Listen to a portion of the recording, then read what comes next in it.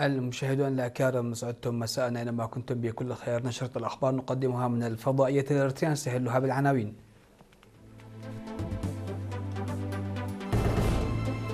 انطلاق مسابقات ثقافية بين 16 مديريات الإقليم الأوسط.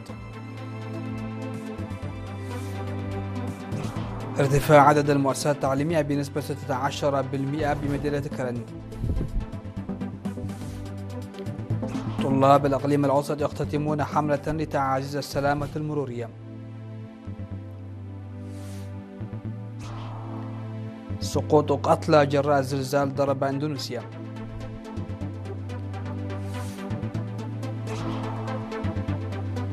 روسيا تعتقد أن أمريكا تدعم الهجمات الأوكرانية وتطالبها بالرد. وترامب يفرض رسوما جمركية تصل إلى 100% على الطائرات المسيرة. أهلا بكم.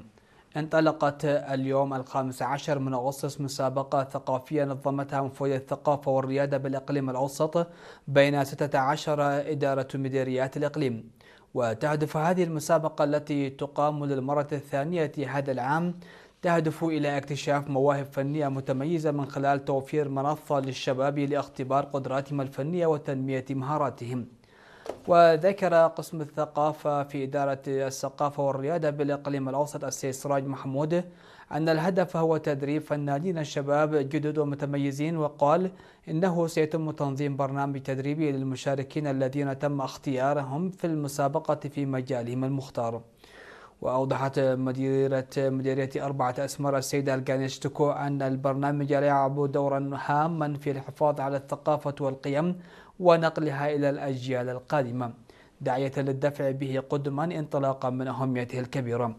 وتشارك كل مديرية 6 أغاني معاد تسجيلها و3 أغاني جديدة، بالإضافة إلى نشيدين و3 قصائد وقصة قصيرة واحدة بجميع لغات البلاد. وأفاد التقرير أن المسابقة الثقافية ستستمر حتى 27 من أغسطس الجاري.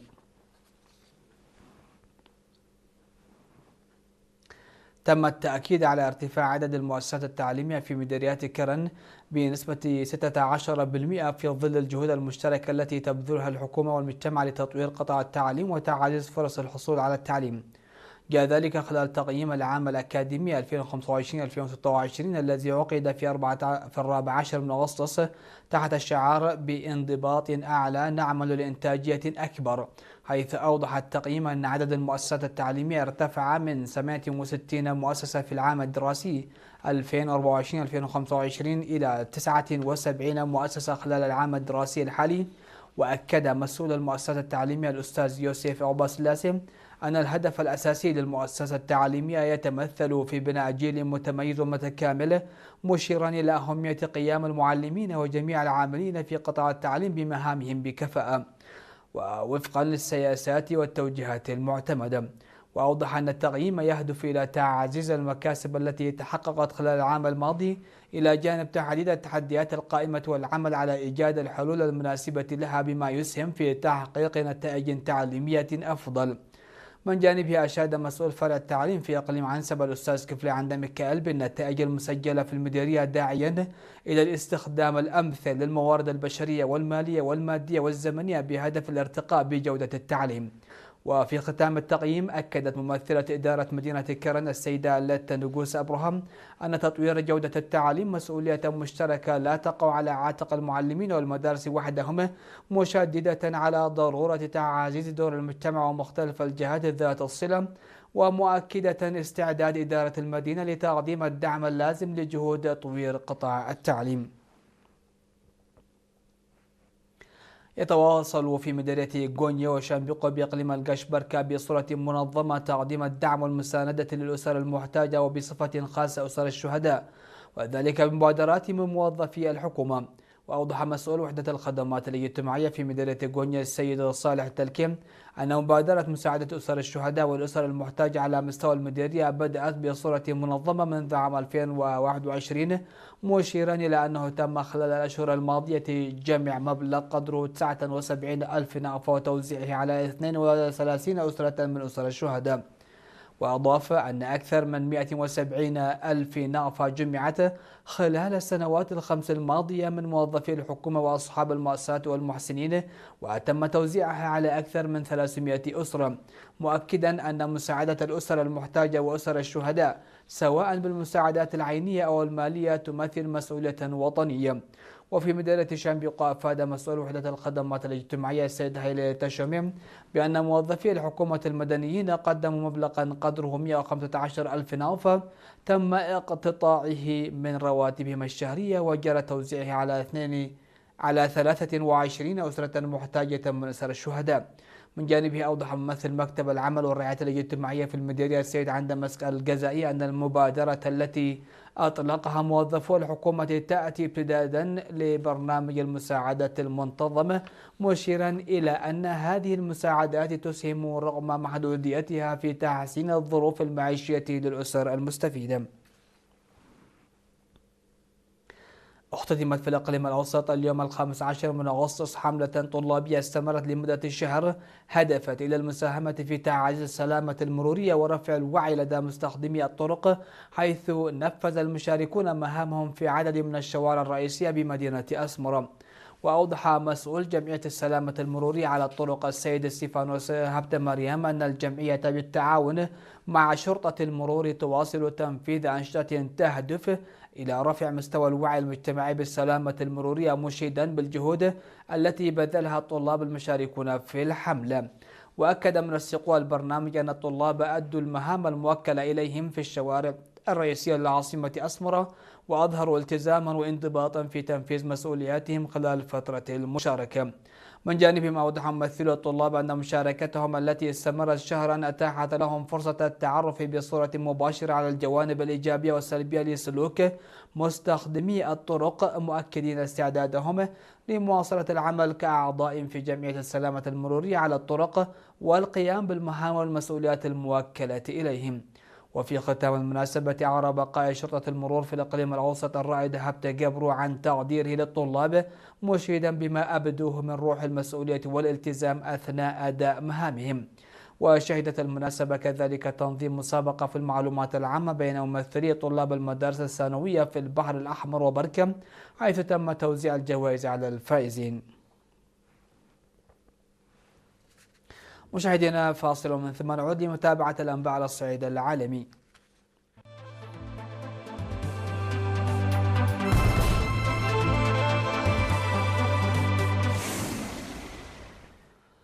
على الصعيد العالمي قتل 20 شخصا على الأقل جراء زلزال بقوة 7.7 درجة وقع قبالة السواحل جزيرة فلوريس بشرق إندونيسيا، على ما أفاد مسؤول في أجهزة الإغاثة وكالة الصحافة الفرنسية. وقال فتح الرحمن المسؤول في عمليات البحث والإنقاذ بمدينة مومير بحسب المعلومات التي وردت قتل 20 شخصا وأصيب 6 ولا يزال شخصان تحت الأنقاض. وسجلت أمواج مد بحري عاتية تسونامي يقل ارتفاعها عن متر واحد في عدة مناطق من هذه الدولة الواقعة في جنوب شرق آسيا، وتم رفع تحذير تسونامي بعد نحو 3 ساعات من وقوع الزلزال. وسجلت وكالة الجيوفيزيائية الإندونيسية الزلزال الأول على عمق 15 كيلومترا وتلته عدة هزات ارتدادية. وقال مركز الإنذار الأسترالي من أمواج تسونامي إن الزلزال البحري لن يشكل أي خطر بأمواج مد عاتية تسونامي على البر الرئيسي لأستراليا أو جزرها أو أراضيها.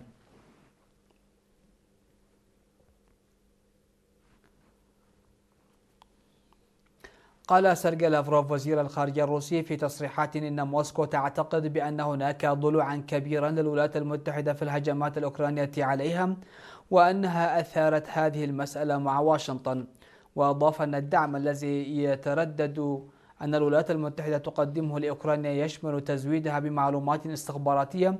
ونقل لافروف عن بوتين قوله للرئيس الأمريكي دونالد ترامب في قمة عقدت قبل عام إن موسكو مستعدة لدعم مقترحات السلام الأمريكية.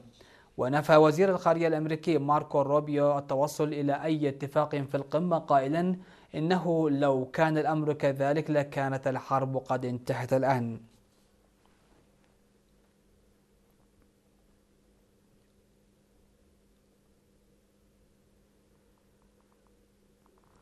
أعلن الرئيس الأمريكي دونالد ترامب بفرض رسوم جمركية على الطائرات المسيرة المستوردة إلى الولايات المتحدة ومكوناتها بهدف دعم الشركات الأمريكية التي تتأخر كثيرا عن الصناعة الصينية المهيمنة على هذا القطاع.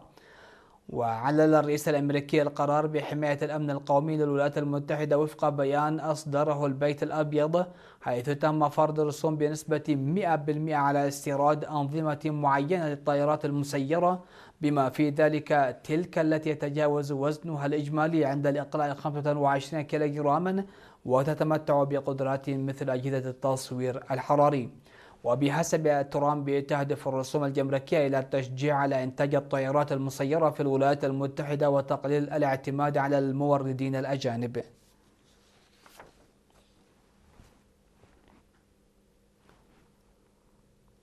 أعلن مسؤول بارز في الأمم المتحدة أن فيروس إيبولا في جمهورية الكونغو الديمقراطية يودي بحياة شخص كل 30 دقيقة، داعيا إلى تحرك دولي أكبر لمكافحة تفشيه. وقال توم فليتشر وكيل الأمين العام للشؤون الإنسانية ومنسق الإغاثة في حالات الطوارئ في بيان: يعد هذا التفشي الأسرع انتشارا على الإطلاق. وأودى تفشي فيروس إيبولا بحياة ما لا يقل عن 2128 شخصا، من بين أكثر من 4500 إصابة منذ الإعلان عن ظهوره في الكونغو الديمقراطية في 15 من مايو، حيث كانت الأمم المتحدة قد نبهت إلى أن هذا التفشي في طريقه ليصبح الأكثر فتكا في تاريخ المرض. وكشف أن الوباء يقتل شخصا كل 30 دقيقة، مشيرا إلى أن أعدادا أكبر بكثير من الناس معرضون للخطر.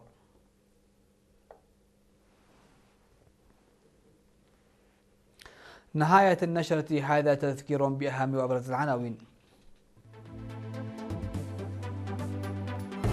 انطلاق مسابقات ثقافية بين 16 مديريات الإقليم الأوسط. ارتفاع عدد المؤسسات التعليمية بنسبة 16% بمديرية كرن. طلاب الإقليم الأوسط يختتمون حملة لتعزيز السلامة المرورية. سقوط قتلى جراء زلزال ضرب اندونيسيا.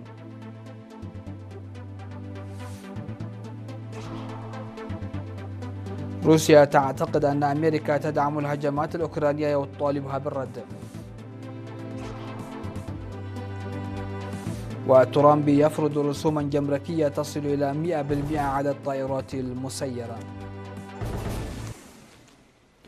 هكذا سادتي سيداتي نكون قد وصلنا وإياكم إلى نهاية نشرة هذا المساء. هذه تحياتي وتحيات الفريق العامل، دمتم في أمان الله.